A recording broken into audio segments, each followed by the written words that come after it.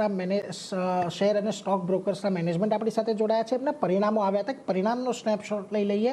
ખાસ કરીને જો Q4ની અંદર આવક તેમની 28% વધી છે.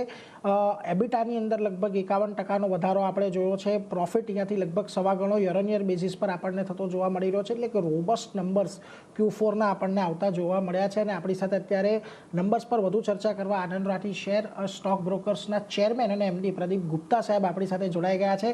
प्रदीप सर, स्वागत है आपका CNBC बाजार पर. और सर, एक FY26 Q4 दोनों आपके लिए बहुत अच्छे रहे हैं.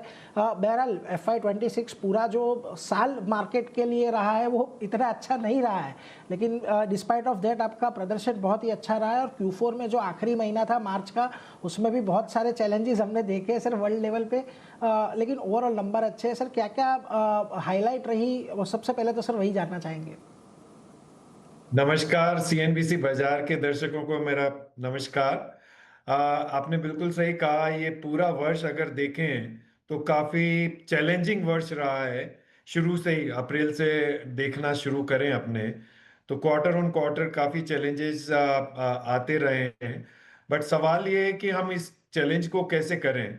तो हमने जब IPO लाए थे, पब्लिक में आए थे, या उससे पहले भी हमारी एक हमेशा से ध्येय रहा है कि किस तरह कंपनी की रेवेन्यू को मार्केट की वॉलेटिलिटी से अलग कर सकें.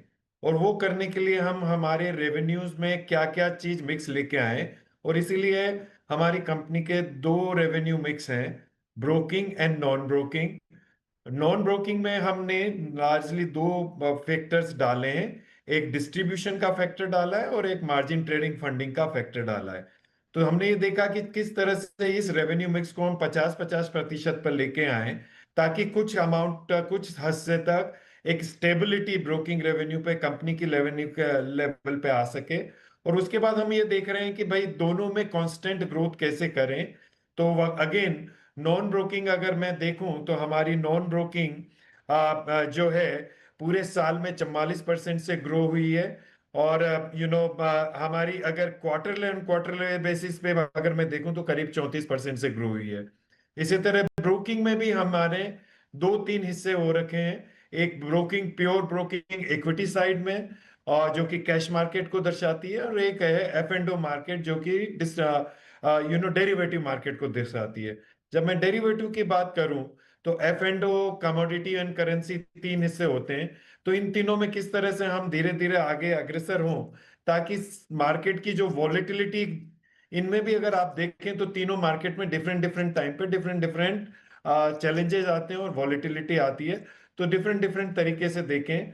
और वहां चूंकि हम निवेशकों के ध्यान को देखते हुए काम करते हैं, तो जो पूरा कैश मार्केट है वो 50% है हमारा ब्रोकिंग में हिस्सा, और डेरिवेटिव जो मार्केट है उसमें 50% है. And with in derivative in तीनों में अलग अलग हिस्सा है. तो इस तरह से हम कोशिश करते हैं कि मार्केट की फ्लक्चुएशन को किस तरह से कम कर सकें और एक स्टेबल रेवेन्यू, प्रेडिक्टेड रेवेन्यू की तरफ आ सकें. और यही कारण रहा है कि हमने क्वार्टर ऑन क्वार्टर बेसिस पे करीब 28% की ग्रोथ रेवेन्यू में करी है. और अगर पैट लेवल पे देखें तो करीब 126% की ग्रोथ की है. और अगर यही नंबर अगर हम साल ऑन साल पे देखें तो करीब 25% की पैट लेवल पे हमने कंपनी के लेवल पे ग्रोथ की है पिछले साल से इस साल में. जी सर. सर, बहुत ही अच्छी तरीके से आपने पूरा जो ब्यौरा है वो हमें समझाया है. लेकिन सर, एक चीज़ इसमें ये भी जानना चाहूँगा, आपने जो नॉन ब्रोकिंग की बात की है उसमें आपने अभी बताया MTF का एक बहुत बड़ा हिस्सा है, और MTF का बहुत अच्छा ग्रोथ हमें ये साल में देखने को मिला है. लेकिन सर, RBI के कुछ नए नियम आए हैं जो पहले अप्रैल से लगने थे, अब वो 1 जुलाई से आएंगे. सर, उसका कोई इम्पैक्ट आपके ओवरऑल MTF बुक के अभी आपने कोई असेस किया है कि कितना कुछ इम्पैक्ट आ सकता है, या थोड़ी अब इम्यून रहेंगे इस नए नियम से? नहीं, बिल्कुल आपने सही कहा नीरज जी. हमने ये इम्पैक्ट, चूंकि ये पहले लागू होने वाला था 1 अप्रैल से ही, तो ऑब्वियसली पिछले क्वार्टर में जैसे ही RBI का सारा आया, हमने अपनी तैयारियां करनी शुरू की. क्योंकि उसकी वजह से जो इम्पैक्ट आता था, करीब 300 से 350 करोड़ रुपए के फाइनेंस का इम्पैक्ट हमारे पास आता था, जो कि बैंक फाइनेंसिंग या दूसरी फाइनेंसिंग की तरह होती थी. तो उसके लिए हमने अपनी तैयारी करनी शुरू की. और यही कारण रहा कि हम एमटीएफ बुक में इस क्वार्टर में बहुत ज्यादा एग्रेसिव नहीं नहीं गए। इनफैक्ट दो कारण रहे हमारी काफी एग्रेसिव, क्योंकि अगर आप देखें तो हमने जब सितंबर में बात की थी कि हम एमटीएफ बुक को करीब 1500 करोड़ तक की ले जाने की हमारी चाह थी, हमारी कोशिश थी, वो हम नहीं पहुंच पाए। अभी आज की तारीख में हमारी एमटीएफ बुक करीब 1150 करोड़ 1100 करोड़ के करीब है। तो हमारा जो शॉर्टफॉल है उसका एक सबसे बड़ा रीजन रहा कि लास्ट क्वार्टर में हम काफी कंजर्वेटिव गए, हमने काफी एमटीएफ की तरफ ध्यान नहीं दिया, क्योंकि उस फंडिंग फाइनेंसिंग जो अवेलेबल थी उसको हमने मार्जिन की साइड में जो कि जाने वाला था उसकी तरफ रखा, और हमारे फाइनेंस को रिजर्व करके रखा हमारे पास। फॉर्चुनेटली ये अगले क्वार्टर पे चला गया है, बट ये पूरी तरह से नहीं गया है। तो ये जो बुक हमने प्रिजर्व कर रखी है, जो कि हमेशा मार्जिनिंग के लिए रिक्वायरमेंट रहेगी, उसको हमको ऐसे ही रखना पड़ेगा। पर हम धीरे धीरे हमने अपनी स्थिति को इस तरह से बना लिया है कि जहां जहां भी जिस जिस भी स्थिति से हम फंड रेस करके एमटीएफ बुक को आगे बढ़ा सकें, वो वापस हम स्थिति में आ गए हैं। तो मेरा ये मानना है कि आगे आने वाले समय में क्वार्टर में वापस हम एमटीएफ बुक की तरफ अग्रसर होना शुरू हो जाएंगे। तो ये स्थिति हमारी थी। सिमिलर सिचुएशन मेरा ये मानना है एमटीएफ बुक को लेकर बाकी ब्रोकिंग हाउसेज में भी, इंडस्ट्री में भी होगा। उनको उन्होंने ये सूटेबल एक्टिविटीज अपने यहाँ पे की होगी, बट आगे आने वाले समय में वापस ये ठीक होना शुरू होगी, ऐसा मेरा मानना है। मतलब सर एमटीएफ बुक को स्ट्रेंथन करने के लिए आप बैंक के अलावा भी और रूट से कहीं से फंड रेजिंग के बारे में सोचेंगे आने वाले समय में? इसका मतलब ये क्या हम ले सकते हैं? हाँ बिल्कुल जी, हम पहले एनबीएफसी, कुछ एक एनबीएफसी जो इस बुक को देख सकती हैं और कर सकती हैं, उनके थ्रू हम फंडिंग फाइनेंसिंग यूज करेंगे। और भी अदर साधन हो सकते हैं जिसको देखते हुए हम फंड डेफिनेटली एमटीएफ बुक की रिक्वायरमेंट को पूरा करने के लिए करेंगे, जैसे जैसे रिक्वायर्ड होगी फाइनेंस की, जैसे जैसे रिक्वायरमेंट होगी फंड्स की। ओके सर, ठीक है, ये बहुत अच्छी तरीके से सर आपने ब्यौरा दिया। सर एक चीज़ ये भी समझना चाहूँगा, ओवरऑल ये सिचुएशन में भी आपके मार्जिन्स बहुत अच्छे तरीके से इम्प्रूव हो रहे हैं। उसके सर FY27 के लिए क्या आप कोई मार्जिन के रिलेटेड अगर गाइडेंस है आपके, तो आपके टारगेट है कोई ऐसी रेंज जिसमें आप थोड़े कंफर्टेबल रहेंगे सर, अगर उसके बारे में थोड़ा बता पाए? ऐसा है जी, हमने कंपनी लेवल पे ये एक मन बना रखा है, ध्येय बना रखा है कि हमारी कंपनी कंटिन्यूअस बेसिस पे हमारी टॉप लाइन जो कि ऑपरेशनल रेवेन्यू कहलाती है, ऑपरेशनल रेवेन्यू के लेवल पे करीब 15 से 20% तक ग्रो करे। और बॉटम लाइन जो कि पैट लेवल पे है, प्रॉफिट आफ्टर टैक्स है, वो प्रॉफिट आफ्टर टैक्स 20 से लेके 30 से 35% के बीच में ग्रो करें। हम नॉर्मली चाहेंगे 25 से 35% के बीच ग्रो करें पैट लेवल पे। तो ये एक हमारा जितनी भी प्लानिंग है इन दो बेस मुद्दों को रखते हुए बनाते रहते हैं और बनाएंगे।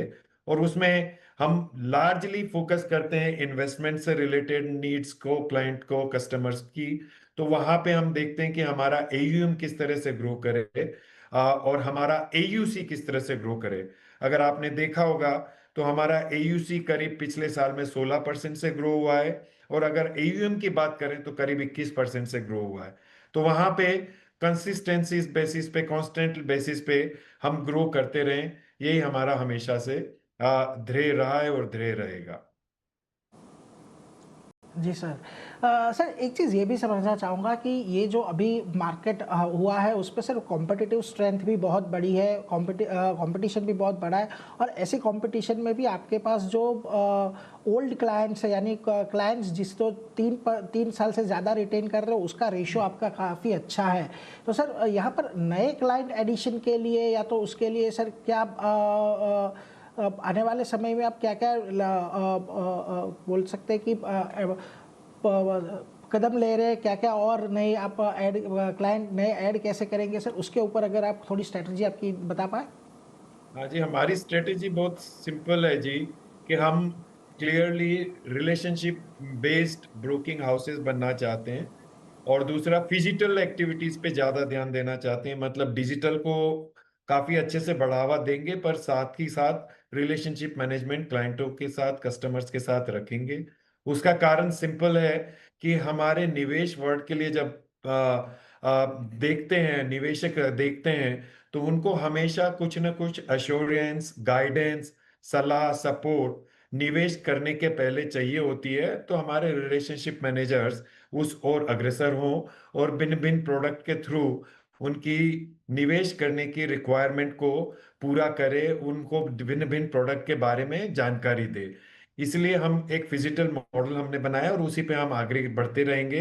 तो जहाँ तक कस्टमर का सवाल है, हमारे पास उसी तरह के कस्टमर आते हैं जब वो निवेश करता है और निवेश के साथ-साथ ये देखता है कि किस तरह से अपनी निवेश की पाई को, निवेश के पूरे ओवरऑल आईयूएम को, एसेट को कांस्टेंट कंटीन्यूअस बेसिस पे बढ़ाता रहे। इसीलिए हमारे पास 30 साल से अधिक के निवेशक जिनके पास इन्वेस्टेबल सरप्लस ज़्यादा होते हैं और निवेश करने की तरफ देखता है, वो हमारी तरफ अट्रैक्ट होते हैं और हमारी एडवाइस के बेस पे, हमारी सलाह के बेस पे, हमारी गाइडेंस के बेस पे, हमारे प्रोडक्ट की रिसर्च के बेस पे हमारे साथ जुड़ा रहता है। ये तो हुआ जो निवेशक आके और हमारे साथ लॉन्ग टर्म रहे। हमारी एक दूसरी स्थिति हमेशा रहती है, हमारे रिलेशनशिप मैनेजर्स के through as well as now जो डिजिटल प्लेटफॉर्म है उसके थ्रू हम कॉन्स्टेंटली कस्टमर में इजाफा करते रहेंगे और एक्टिवेशन और activities level of acquiring customer हमारी कॉन्स्टेंटली बढ़ती रहेगी। तो हम ब्रांच नेटवर्क के through, increasing our business partner के थ्रू और हमारे रिलेशनशिप मैनेजर्स के थ्रू डिफरेंट डिफरेंट ज्योग्राफी में और विद इन सेम ज्योग्राफी भिन्न भिन्न निवेशकों के पास का लोकेलिटी में जाकर हम कस्टमर एक्वायर करते रहेंगे। जी Pradeep sir, on that note thank you very much sir हमारे साथ जुड़ने के लिए और आपके Q4 अपडेट्स हमारे साथ सर शेयर करने के लिए। एंड वी आशा रखेंगे कि आने वाला क्वार्टर भी आपके लिए अच्छा रहे और हम इसी तरीके से आपसे बात कर पाए। Sir thank you very much हमारे साथ जुड़ने धन्यवाद के लिए। बहुत बहुत धन्यवाद सभी दर्शकों।